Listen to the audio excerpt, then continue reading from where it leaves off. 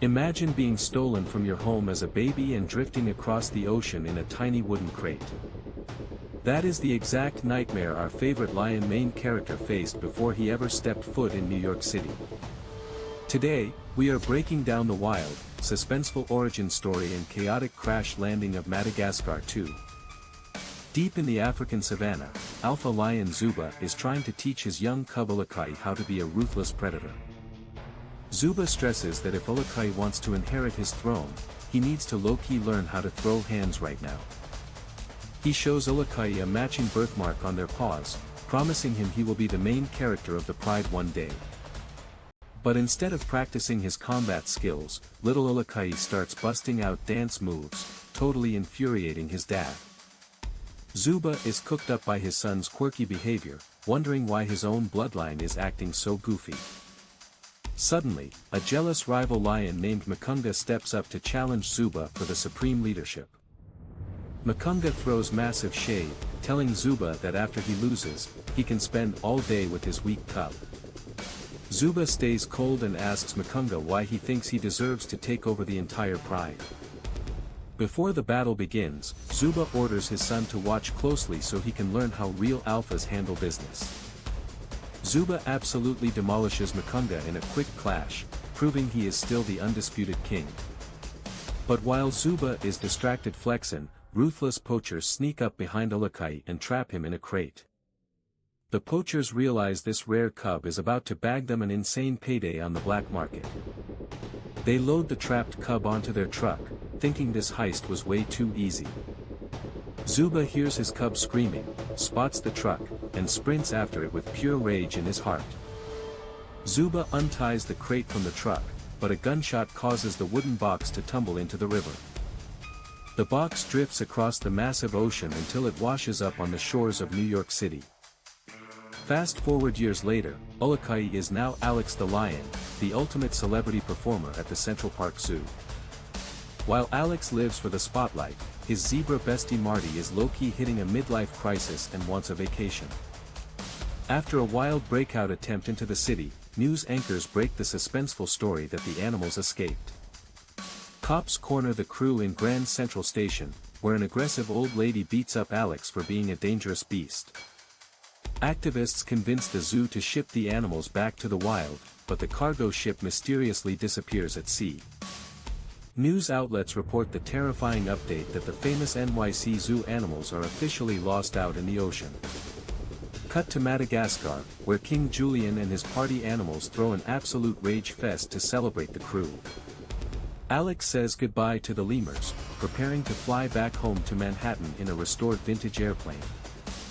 Alex cracks a joke about introducing the wild lemurs to civilization before heading out. Out of nowhere, King Julian pops out of a luggage bag in a lady's outfit, announcing he is crashing their flight. Julian flexes his chaotic energy, asking the passengers who among them is ready to fall in love with him. Julian leaves a tiny gecko named Stevie in charge of his whole kingdom while he goes on this high-stakes trip. Julian pretends the gecko gave royal orders, completely ignoring his terrified subjects. He dismisses any complaints from his followers with peak entitlement. Mort the lemur comes running down the runway carrying scissors, desperate to join his king on the flight. The crew gets spooked seeing Mort sprint toward the plane holding super dangerous household items. Skipper the penguin takes the captain's seat and gives a wildly unhinged safety announcement to the passengers. He announces their destination back to NYC as the penguins prepare to launch the aircraft using a giant slingshot. Skipper casually tells everyone to pray to their personal gods that this rusty mechanical nightmare actually stays in the air. He tells the crew that emergency oxygen masks are basically useless and only meant to hide their horror. Melman the giraffe panics when he notices his seatbelt is completely detached from the plane frame. Midway through the flight, Alex looks out the window and spots Mort clinging onto the wing for dear life. Marty tells Alex he is tripping and just having hallucinations from missing their island nightmare. They start bantering about their past chaos, including the time Alex lost his mind and bit Marty in the wild. Gloria the hippo drops a bomb, declaring she wants to find love and join a breeding program back home. Melman low-key freezes up in shock because he has been secretly madly in love with Gloria for years. Meanwhile in first class, King Julian acts like a total diva, demanding premium service from Maurice. Alex decides to get some sleep while the crew keeps arguing around him. Julian strictly tells the lower-class passengers to get lost because they are simply not on his elite level. He openly brags about class superiority while lounging around like royalty on the terrifying flight. Julian orders Maurice to serve him snacks like an absolute emperor.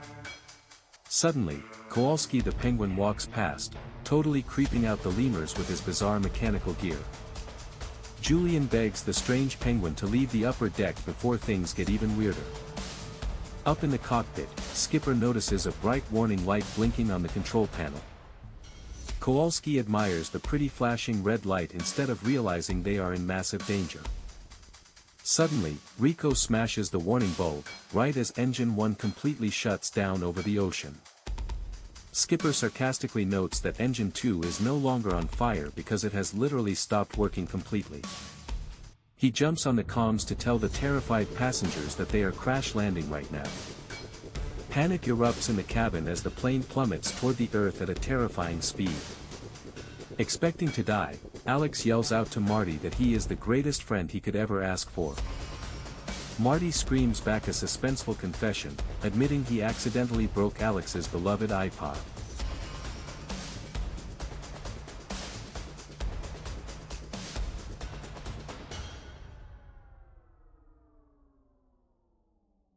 Melman holds on tight, trembling in absolute fear as the ground rushes up to meet them. Skipper orders Rico to pull up gently so they can smooth land this giant hunk of burning metal. The penguins deploy flaps and brace for impact as the plane brutally slides across the dirt.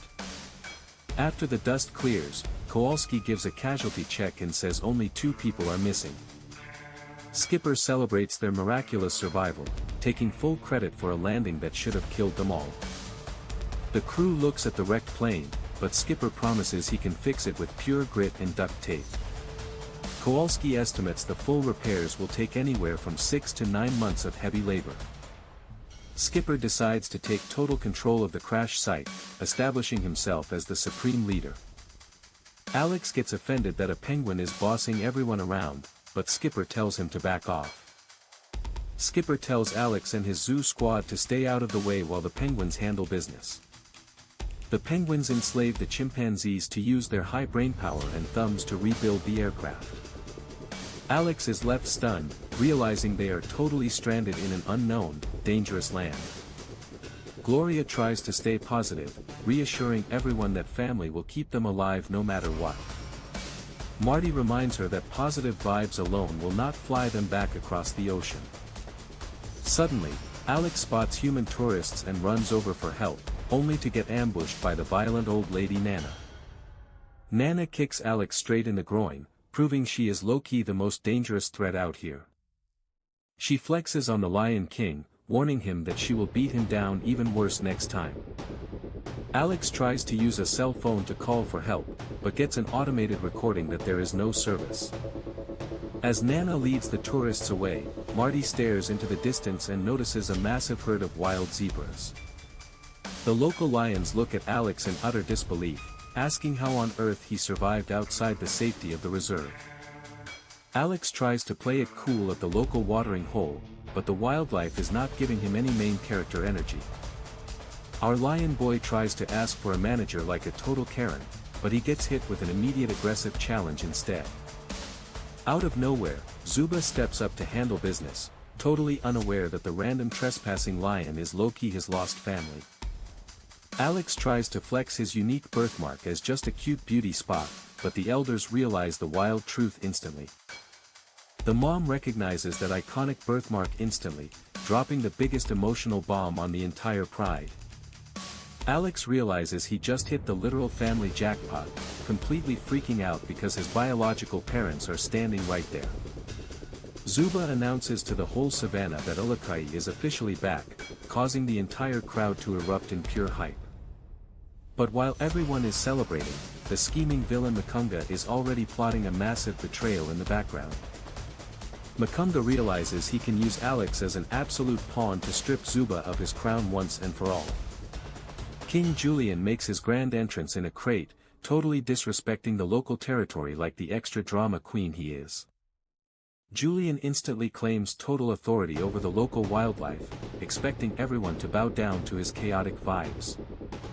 Meanwhile, Marty walks up to a massive group of zebras, expecting to stand out like he always did in New York. Marty tries to compliment the local herd, but he gets hit with a massive shock when he realizes every single zebra is his clone. Marty is low-key shook that every zebra speaks his exact language and shares his exact wild energy.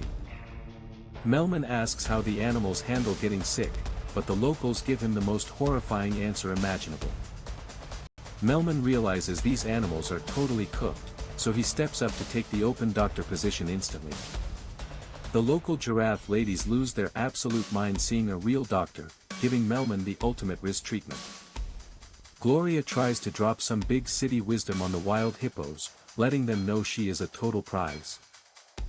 Zuba hypes up Alex to the entire lion pride, bragging that his boy was the undisputed king of New York City.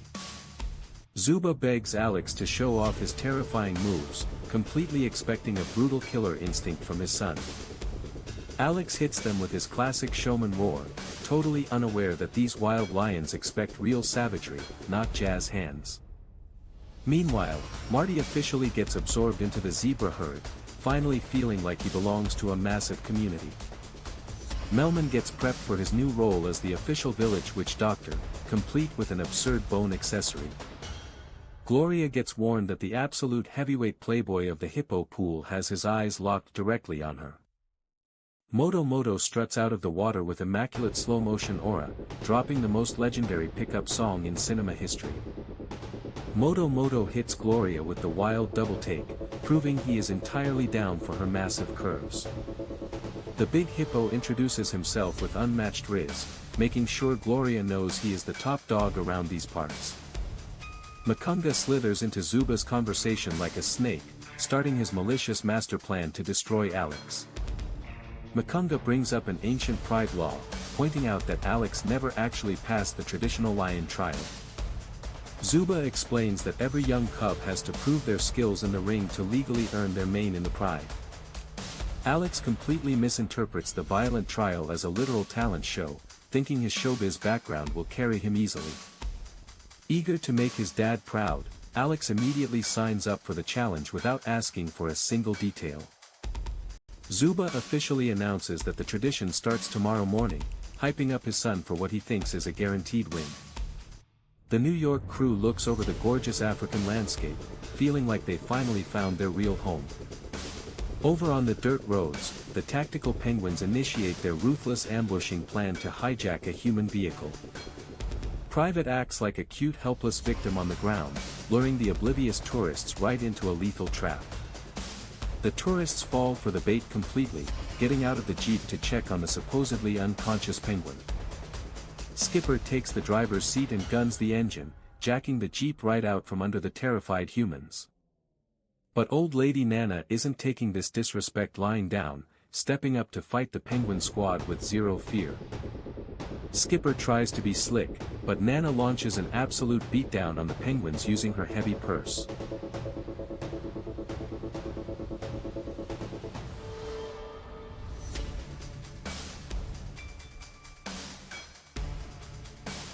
Nana reveals her hardcore background, proving she's low-key the most dangerous creature in the entire jungle. The stranded tourists start losing their minds in the wilderness, panicking because they have zero survival skills. Meanwhile, Zuba takes Alex back to his childhood sleeping den, showing him all the preserved baby memories. Flory gushes over how tiny Alex used to be, filling the room with high-key wholesome family energy. Alex asks what went down the day he went missing, hitting a serious emotional core with his parents. Zuba admits how hard he hunted for the poachers, revealing the dark pain he carried for years thinking his son was dead. Zuba assumes Alex survived because he was a ruthless warrior who slaughtered the hunters single-handedly. Zuba passes down Alex's beloved childhood blanket, showing a soft side that nobody else in the pride ever gets to see. Alex promises his dad that he's going to put on the absolute performance of a lifetime at the ceremony tomorrow. His mom casually drops a terrifying reality check, warning him that failing means instant permanent banishment from the land. Flory reassures Alex that he has the natural star power in his blood to pull off the ultimate victory. Alex snuggles up with his old baby blanket, feeling total comfort before the biggest trial of his life. Out in the middle of nowhere, the abandoned tourists are wandering aimlessly, completely cooked without a map. Another group of stranded humans reveals that the exact same penguin syndicate jacked their vehicle as well. The crowd spirals into chaotic panic, realizing they are utterly defenseless against the wild savanna environment. Nana steps up with major boss energy, taking complete charge of the helpless human survivors. She gives an inspiring battle speech, reminding everyone that if they can handle New York City, they can handle anything. Nana rallies the tourists to start building an artificial dam, asserting total dominance over the local ecosystem. Meanwhile, King Julian tries to command a literal shark in the water, completely delusional about his animal control powers. At the Penguin base, Kowalski gives Skipper a tragic update on their plane construction timeline. Skipper curses human evolution because his crew lacks the opposable thumbs needed to build a heavy aircraft. Mason and Phil show up with a literal army of wild monkeys, bringing the ultimate labor force to speed up the project. Skipper wastes zero time putting the monkey union to work, organizing them into hardcore specialized construction units. Back at the Pride Lands, Alex practices his dance moves, still convinced he's entering a chill Broadway audition. Makunga approaches Alex with fake concern, preparing to drop his lethal trap right into the naive lion's lap. Makunga tricks Alex into believing he needs to choose an opponent for a friendly, stylish dance-off match. Makunga specifically guides Alex to pick Tsitsi, the most ruthless, gigantic juggernaut in the entire Pride. Zuba calls the ancient rite of passage ceremony to order, while the whole Pride gathers around the battle arena. Zuba asks for the first candidate, and Alex steps forward with ultimate confidence and main character energy. Alex points straight at Tsitsi, shocking every single lion in the crowd with his insane opponent choice. Zuba gets hit with massive anxiety, while Makunga sits back watching his sinister plan unfold perfectly.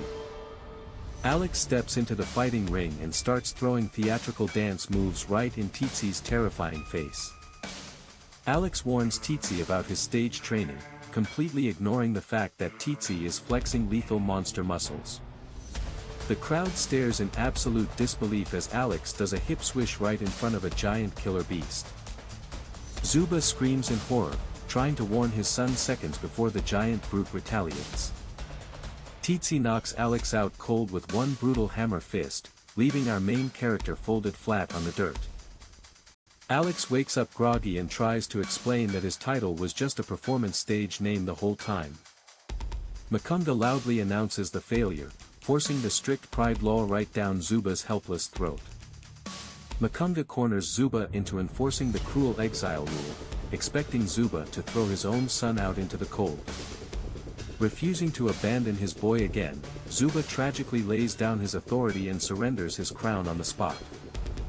Makunga low-key seizes power on the spot, acting like taking the crown is some tragic duty he has to endure. He crowns Alex with the ultimate hat of shame to publicly humiliate him in front of the entire Pride. Makunga officially banishes Alex from the watering hole forever, locking down his villainous takeover. Zuba is utterly heartbroken, realizing his own son is just a pampered performer rather than a true wild warrior. Alex defends himself in a panic, yelling that nobody ever warned him about real hand-to-hand combat. Zuba drops a cold reality check, finally understanding that Alex has never faced a genuine opponent in his life. Alex tries desperately to explain that Makunga totally set him up for total failure. But Zuba snaps back with ice in his veins, saying none of that would matter if Alex were an actual lion. Meanwhile, Melman gets checked out by a giraffe doctor who complains about lighting while fixing a broken leg. The doctor casually points out a mysterious dark spot on Melman's shoulder during the checkup. After patching up another patient, the doctor dismisses Melman's paranoia about dying. Suddenly, an old giraffe claims that exact spot is the infamous witch doctor's disease. The elder ominous giraffe reveals that the last victim was literally gone in just 48 hours. Melman spirals into absolute panic, believing his clock is officially ticking down to zero. Without modern hospital tech in the wild, Melman realizes he is completely cooked. Over at the zebra herd, Marty flexes his special water-spitting trick to impress the locals. Marty boasts about how much high-level skill and lip control it takes to pull off. To his horror, every single zebra in the herd instantly duplicates his trick effortlessly. Marty suffers a massive identity crisis as he stares into a literal ocean of identical copies.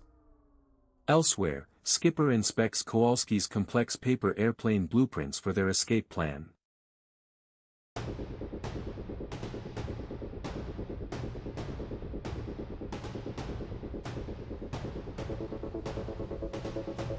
Kowalski breaks down the precise flight aerodynamics for their scavenged craft.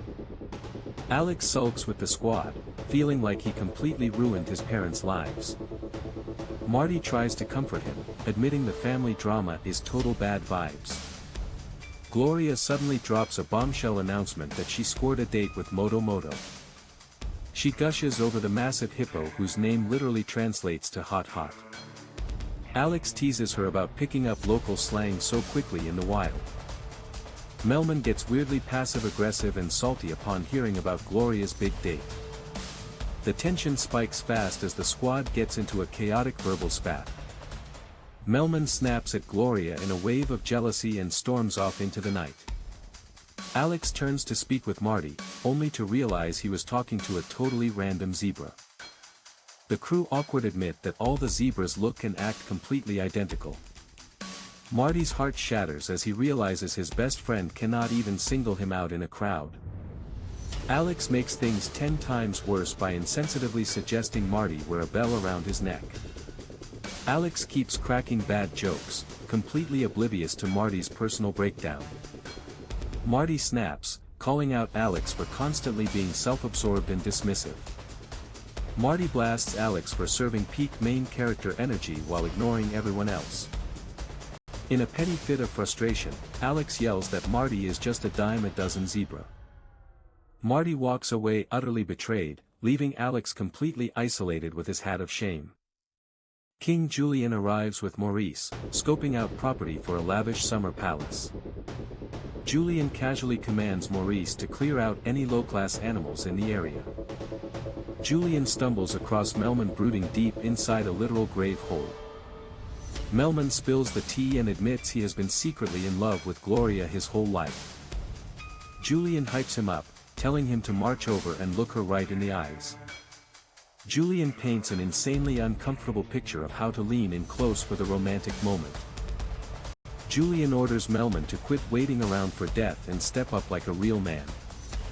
He coaches Melman on how to drop the ultimate bold confession before time runs out. Cut to Gloria's date, where Moto Moto sings a hilariously self-obsessed romance track. Moto Moto continuously compliments Gloria strictly on her sheer physical mass. Melman suddenly steps up with ultimate main character energy to confront Moto Moto. Melman lays down the law, listing every single delicate thing that actually makes Gloria happy. Melman insists that a real man should be her best friend and emotional rock. He passionately explains that making her laugh is the most important mission in the world. Meanwhile, Alex marches back to face Makunga to settle the score once and for all. Alex tries to throw down, calling out Makunga for stealing his father's rightful throne. Suddenly, a wave of panic erupts as animals scream that the entire river has run dry. The wildlife instantly loses its mind, believing total extinction is imminent. Makunga steps up to address the hysterical mob of thirsty animals. Makunga brutally announces that everyone must fight to the death for the remaining puddle. He maliciously flexes his absolute authority, reminding them that life is ruthless. Makunga publicly blames Alex for ruining everything and causing this apocalyptic drought. The animals cry out in horror because this was their only water source. Stepping off the reserve is considered an absolute death sentence for any animal. The herd trembles in absolute fear at the thought of armed human poachers. Alex steps up, comparing the dried-up riverbed to a basic clogged plumbing issue in New York. He boldly vows to trek upriver beyond the reserve to fix the blockage himself. Mukunda mocks Alex's hero complex and sarcastically claims he will talk to Zuba. The reserve animals laugh in Alex's face, ridiculing his foolish hat of shame. Alex heads into the zebra territory, desperately searching for Marty among identical faces. Alex addresses the crowd, hoping his voice reaches Marty so he can make amends. He officially announces that he must venture into the dangerous unknown completely solo. The zebras shout out terrifying warnings about the deadly human poachers waiting outside. Alex pours his heart out to the herd, crediting Marty for always lifting his spirits. He realizes far too late how terribly he treated his best friend during his ego trip. With the reserve on the brink of total collapse, Alex prepares to step beyond the safety barrier. The suspense reaches a breaking point as a single lion risks it all against human hunters. Alex catches up to Marty in the wild after escaping the reserve to prove their day-one friendship is real.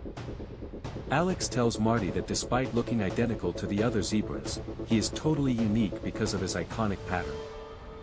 Even though Marty has terrible taste in friends, Alex knows Marty is the true main character of the herd.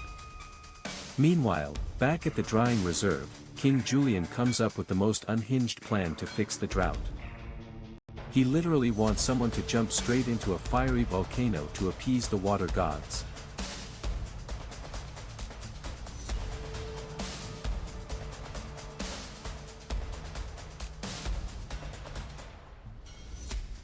Melman, convinced he is on his deathbed from spot disease, steps up as the tragic hero to save everyone. Before taking the plunge, Melman drops a huge confession and tells Gloria she was his reason for living this whole time. Suddenly, word reaches Zuba and the pride that the watering hole has completely dried up. Mukunda exposes that Alex went outside the safety of the reserve to fix the water problem himself. Alex is on an absolute mission upriver to prove to his dad that he is a real lion. He low-key realizes that in the harsh African wild, being a tap-dancing performer is not respected at all. Alex and Marty hike upriver and finally discover the main cause of the water drought. It turns out Nana and the stranded New York tourists built a giant dam to survive. Alex knows they need some serious explosive firepower to destroy this structure before it is too late. The wild tourists spot them, forcing Marty to execute the most chaotic dodging maneuver imaginable. Alex gets snagged in a trap and screams at Marty to run back and fetch backup immediately. Back at the volcano, Joe the witch doctor stumbles in looking surprisingly healthy. Turns out Joe had the exact same brown spots as Melman and did not die at all. The whole squad realizes Melman is not actually sick and is about to throw himself into lava for nothing. King Julian is furious that they are interrupting his ultimate sacrifice ritual. Melman is literally suspended over the volcano thinking his clock is ticking down. Gloria stops him just in time and confesses that Melman is the perfect guy she has been looking for all along. Melman is completely over the moon realizing his lifelong crush likes him back. Marty comes sprinting in, yelling that Alex is in mortal danger upriver and needs immediate help. However, the penguins are stuck in a massive labor dispute with their monkey mechanics. Skipper tries to play hardball to end the Union strike right on the spot. The monkeys blackmail Skipper with embarrassing photos, instantly securing maternity leave for the crew.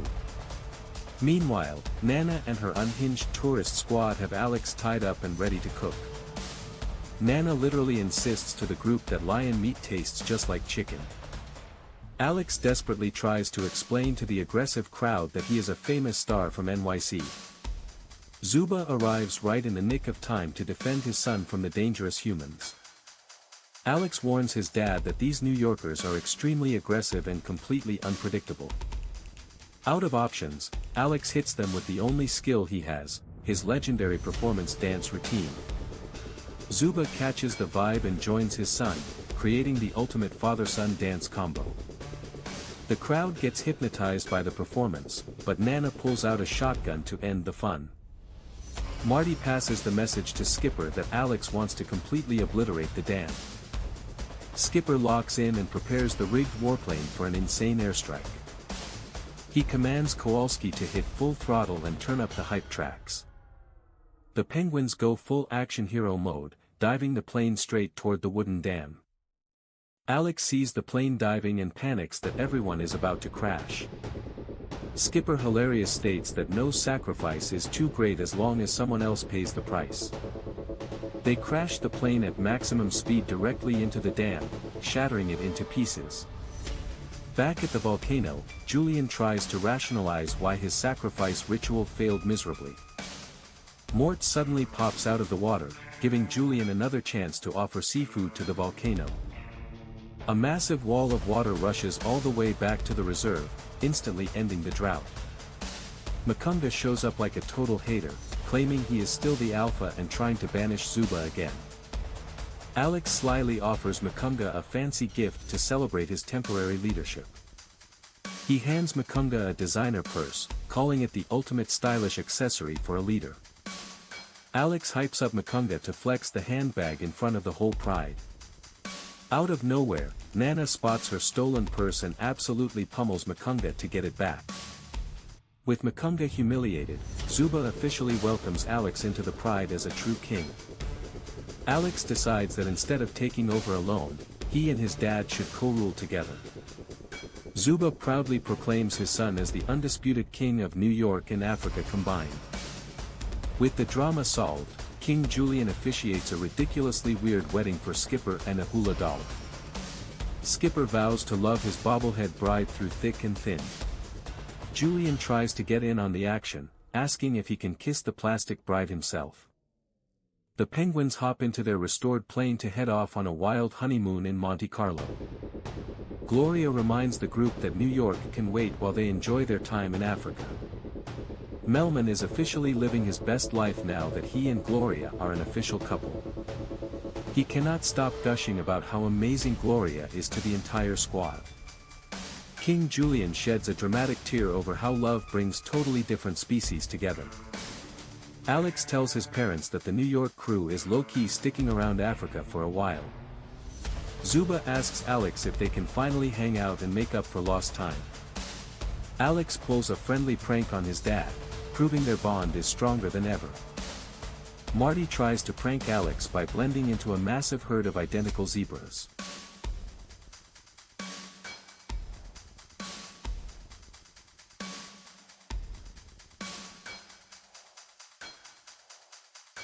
He acts like he is just an ordinary zebra in the crowd to test Alex. Alex looks right into Marty's eyes without flinching, instantly spotting his best friend. Alex proves that true friendship means knowing your day one bestie anywhere on Earth. The whole animal kingdom bursts into an epic dance party as the sun sets over the savanna. They finally found their real home and family right here in the wild. What an absolute cinema ending to one of the most iconic animated sequels of all time. Alex and the gang went from lost zoo animals to absolute royalty on the African plains. That is how you close out a legendary chapter in pure main character energy style. Smash that like button if you loved seeing Alex and Zuba hit those legendary dance moves together. Hit subscribe and ring the bell right now so you never miss our deep dive movie breakdowns. Drop a comment below with your absolute favorite character from the Madagascar universe. Share this video with your day one besties and we will catch you guys in the next video.